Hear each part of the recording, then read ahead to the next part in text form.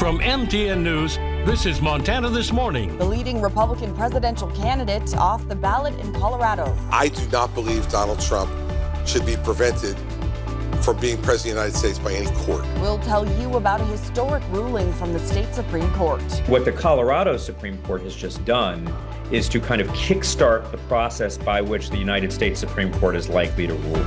Stating former President Trump's actions during the January 6th riots make him ineligible to lead the country again. Good morning and welcome to Montana This Morning on this Wednesday, December 20th. I'm Augusta McDonald. We begin with new fallout this morning following the Colorado Supreme Court's ruling that former President Donald Trump is ineligible to appear on the state's primary ballot next year.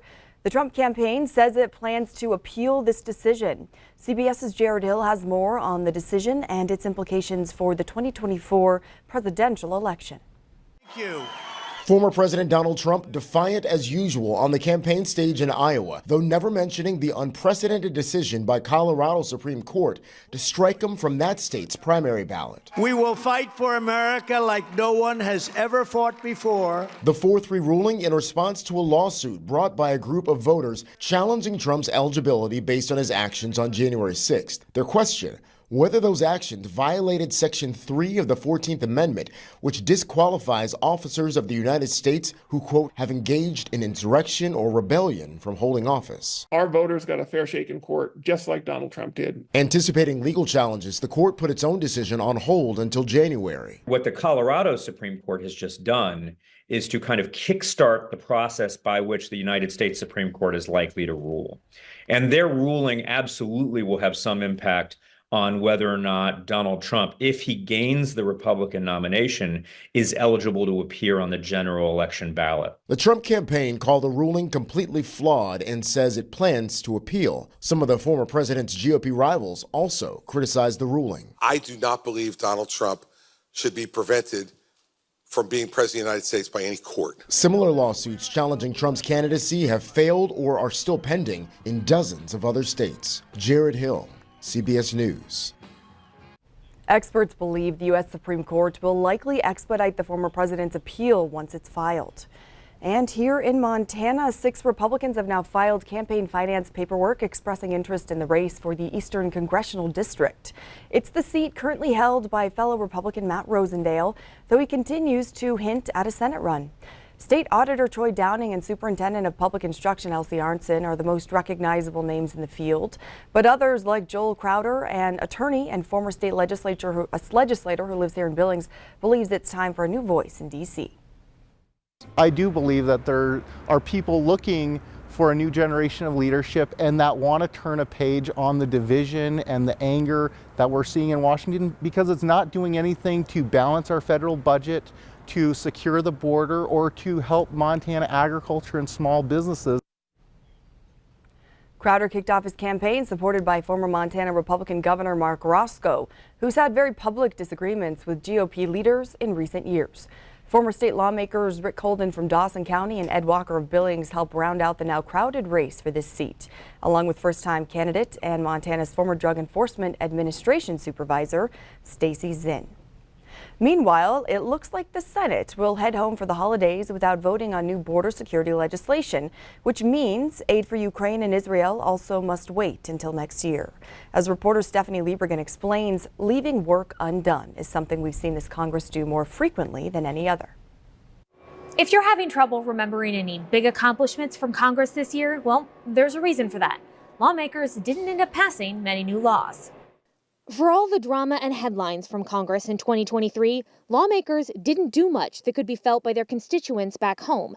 In fact, Congress passed fewer than 30 bills that were signed into law, making it one of the least productive years in decades. This is actually one of the few times in history where it appears that the partisan contentious environment that we've been observing in the House, and to a much lesser degree the Senate, but this actually seems to be reflective in the scope of legislation and legislative policy making that's happening right now. Still, the House of Representatives got plenty of attention. I never thought we'd get up here. It started in January when it took Representative Kevin McCarthy a record-setting 15 ballots to become Speaker of the House, but he would lose that title less than 9 months later when Representative Matt Gaetz filed a motion to vacate. Chaos is Speaker McCarthy. After 3 weeks and another 4 ballots, members settled on Representative Mike Johnson from Louisiana as the next speaker. The job of the Speaker of the House is to serve the whole body, and I will. But I've made a commitment to my colleagues here that this Speaker's office is going to be known for decentralizing the power here. Meanwhile, in the Senate, Republican Senator Tommy Tuberville of Alabama blocked all general and flag officer military promotions for most of the year. He was objecting to a Pentagon policy allowing service members seeking reproductive care to be reimbursed for travel costs. The burden is not on me to pass legislation to stop this illegal policy. The burden is on the administration. The burden is on the administration to stop breaking the law. He dropped a vast majority of those holds in December, allowing the Senate to confirm 425 promotions at once. All in favor say aye. Aye. But the Pentagon did not make any policy changes. And a few members landed in some legal trouble. Senator Bob Menendez was indicted for allegedly accepting bribes and acting as a foreign agent. Representative Jamal Bowman pleaded guilty to a misdemeanor for pulling the fire alarm. And Representative George Santos was indicted for identity theft and embezzling campaign funds, a charge that ultimately led to his expulsion from the House.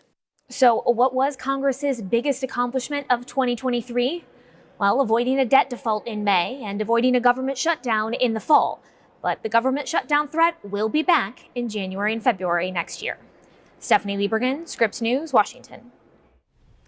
And we've got, of course, lots of big political stories to follow heading into the new election year. But before then, we have Christmas coming up this weekend. Yeah, and fingers are crossed. I told you, cross your fingers, say a little prayer, do a little dance, and we may have a little bit of a white Christmas coming into play. And it looks like there is a chance now. Alrighty. You wouldn't know it the last couple of days. Yeah, it's been warmer than average. We're going to be warmer than average all the way through Friday, probably Saturday too. But then we see some changes coming in. Now let's talk about those warmer than average temperatures. Nearly 20 degrees above the norm yesterday. Got up to about 54, almost 20 degrees above average for our overnight low, only getting down to about 36. A bit breezy yesterday. We can still feel those gusts as we go along today, especially around the western foothills. Maybe gusts 25 to 35 miles an hour, and that could continue over the course of the next few days. Been pretty dry out there. Look at the snow totals for the month. 5.5 inches in the hole for the year, over 10 inches in the minus column. Now we do have the possibility for some, maybe a couple of inches coming in this weekend with a specific trough coming in. So we'll tell you about that coming up. 37 right now at the airport, feels like the freezing mark. Winds out of the west at about 6 miles an hour. As we get up and out this morning, we're looking at temperatures 20s, 30s, and even some 40s. Highs today, 40s and 50s. We'll see that again tomorrow, starting to cool down on Saturday, and then really cooling down, maybe seasonal for Christmas Eve and Christmas Day. But let's talk about the chance of that snow. We've got some odds we're going to show you coming up here in just a bit. All right, Miller, thank you so much. And Billings city leaders are on board a new passenger train project that would connect some of Montana's largest cities by rail. It's an idea that's been in the works for several years, but as Q2's Jackie Coffin explains, it's starting to pick up speed.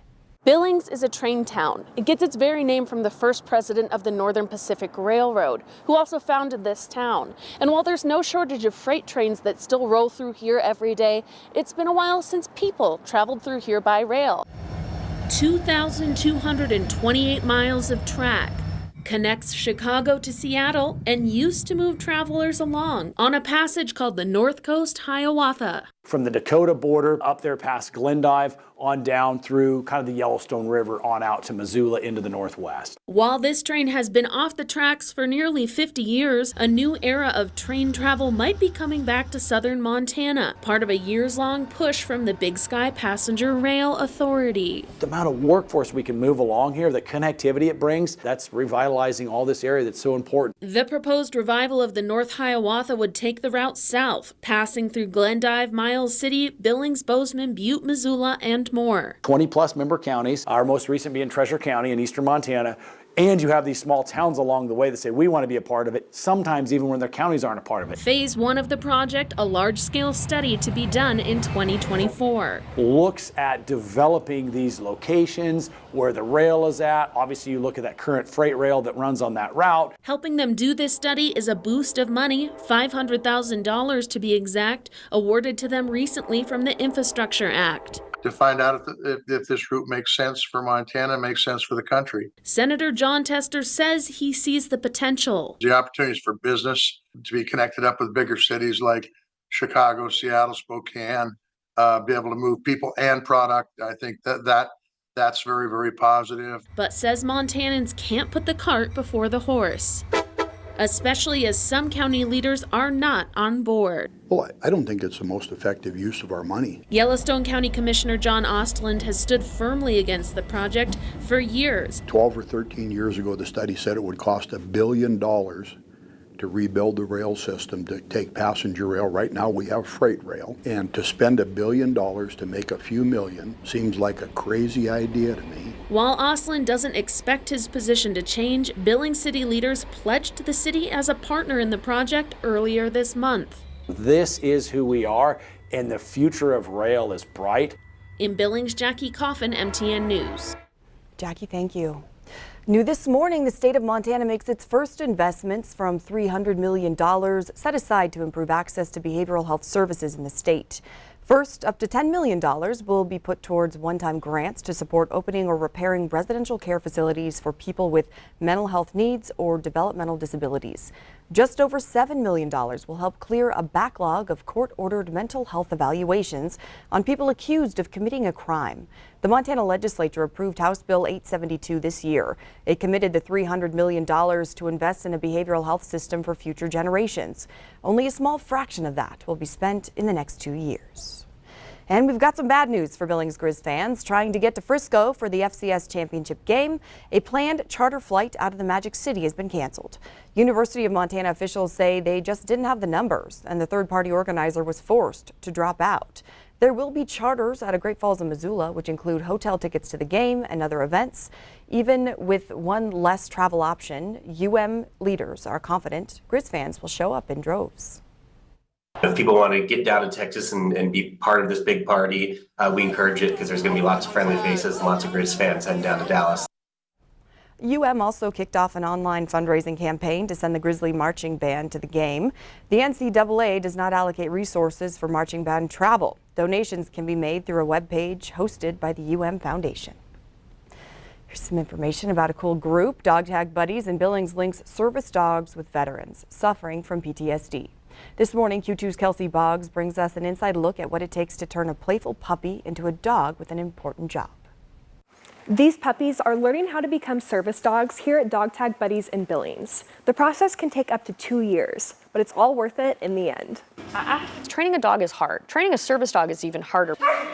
A large commitment. Frank here, I have had him for almost a month. Making a difference in veterans' lives by lending a helping paw. Not all the veterans can handle the crazy puppy stage, so I get to help with the basic obedience. Dog Tag Buddies is a Billings-based nonprofit that has now paired 130 veterans with service dogs since its start in 2016. Yes. What we are doing is getting these puppies ready to go into the home of a veteran once they do get paired. The dogs come from a variety of backgrounds. We've had some really nice puppies donated by breeders. We've had people owner surrenders, and we've had a few that have been in rescue. The process to train these dogs can take up to 2 years and costs upwards of $25,000. We are not fully training these puppies. It's things like teaching them how to do their business on a leash when they go outside, teaching them to be okay in a crate, teaching them how to just do this, how to just be able to relax. Because a service dog at the end of the day spends most of its time hurrying up and waiting. Learning how to settle, this is a big thing for him, and he's doing a lot better with it too. And that's where you can help. We absolutely are looking for puppy raisers. Dog Tag Buddies relies on volunteers to help train puppies. 16-year-old Roy Lindell is one of the 4 volunteers who spends anywhere from a few weeks to a month with the dogs working on obedience skills. You get attached pretty easy. Some dogs are super easy to give back because you don't click with every dog, but I've had a couple that are really hard to give back. And for Rory, this is personal. Her father is a veteran. Being able to see the dogs and the veterans together, it's just something that not a lot of people get to see, and especially as a 16-year-old, you're like, hey, that's really cool. And it kind of just makes me strive to want to continue to do it and be a better trainer. And it's work that's making a difference. It's my everything. Holly Konigsberg served 6 years in the United States Army and deployed to Iraq in 2006. Though I'm currently struggling with PTSD and its impact on me, I can live in victory. Zulu helps me tackle that every day, and she's become my battle buddy, which is a very common term in the military.